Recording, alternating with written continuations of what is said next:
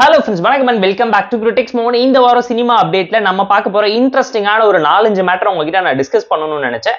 நம்மளுக்குள்ள இருக்கக்கூடிய ஃபர்ஸ்ட் விஷயம் என்னன்னு கேட்டீங்கன்னா, தளபதி 69ஓட ஃபர்ஸ்ட் லுக் ரிலீஸ் பண்ணிருக்காங்க. டைட்டிலுமே அனௌன்ஸ் பண்ணிட்டாங்க.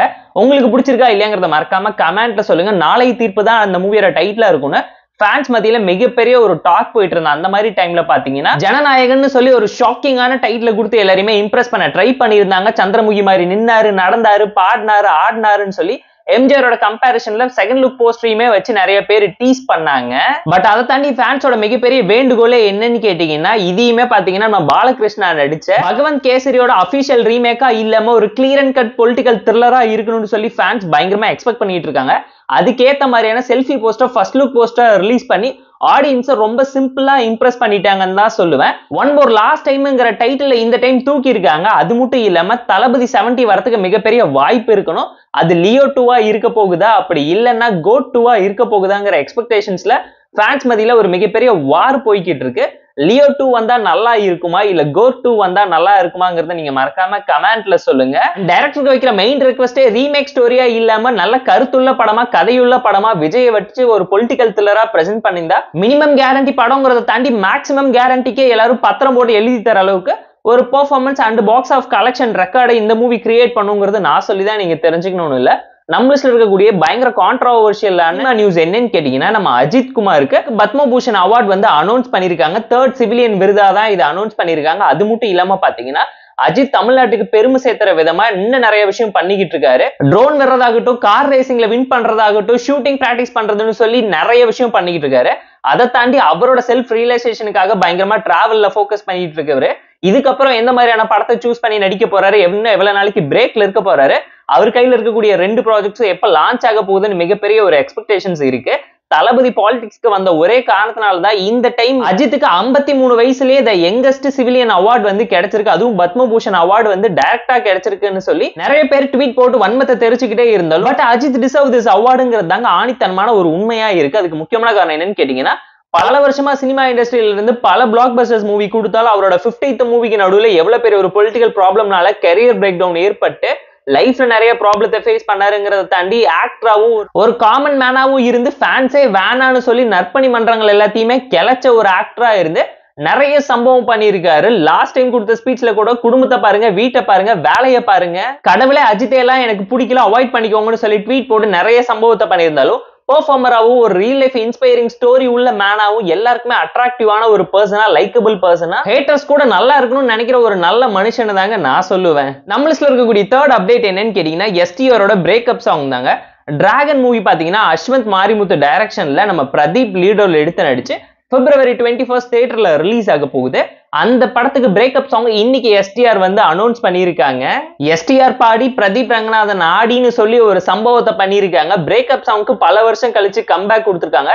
ஒரே ஒரு பீப் சாங் பிரச்சனையினால மனுஷன் பல வருஷமா பாடாம இருந்து இந்த டைம் என்னென்ன சம்பவம் பண்ண போறாருங்கிறத தாண்டி இப்ப பாத்தீங்கன்னா எஸ்டிஆர் 48, 49, 50 and 51 சொல்லி 4 படத்துக்கான அப்டேட் கொடுத்திருக்காங்க.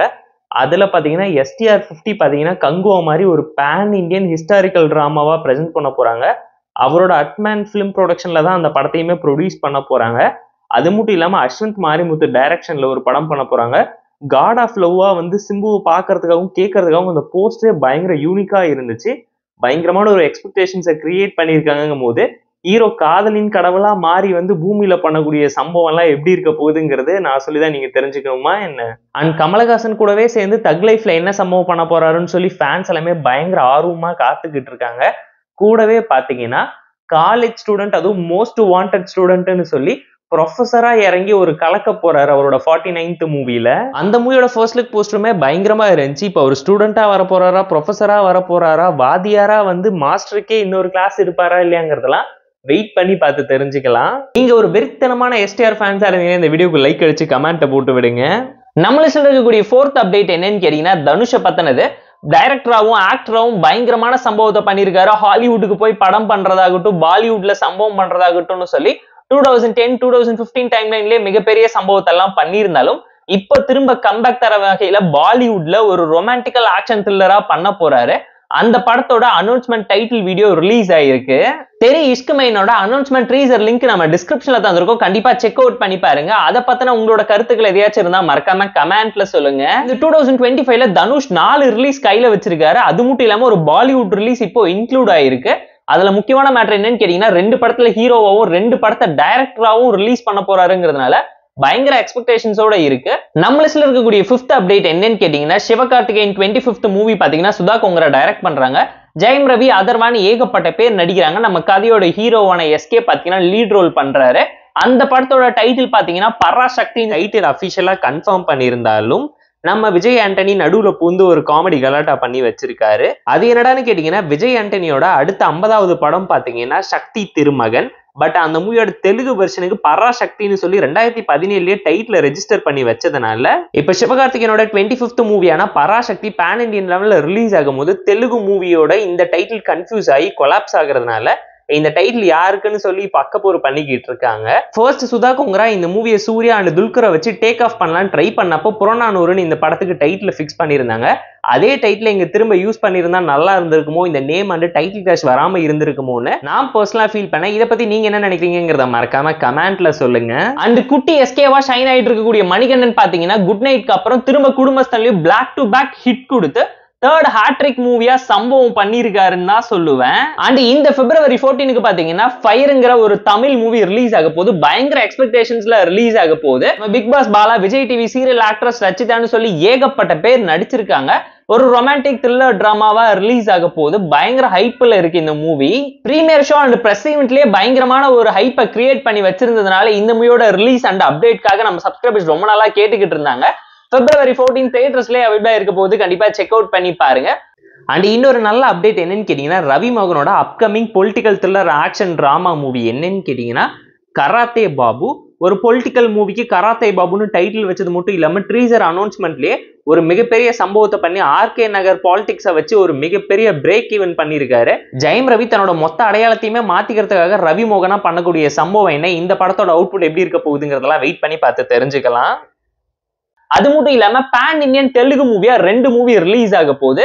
ஒன்னு என்னன்னு பாத்தீங்கன்னா ஹரிஹர வீரம் மல்லு. பவன் கல்யாண் ஹீரோவா பண்ணி திரும்ப ஒரு கம்பேக் கொடுப்பாரா இல்லையாங்கிறதெல்லாம் வெயிட் பண்ணி பார்த்து தெரிஞ்சுக்கலாம். பல வருஷமா ஒரு ப்ராப்பரான கம்பேக்காக வெயிட் பண்ணிக்கிட்டு இருக்காரு. பேன் இண்டியா ஷைன் ஆனாருன்னா ஓஜி மூவியும் பேக் டு பேக் ஹிட் கொடுத்து ஹாட்ரிக் மூவிஸ் லிஸ்டுக்குள்ள கண்டிப்பா பவன் கல்யாணுமே போவாரு. சோமலிஸ்ல இருக்கக்கூடிய அந்த second Telugu pan Indian movie என்னன்னு கேட்டீங்கன்னா கண்ணப்பா.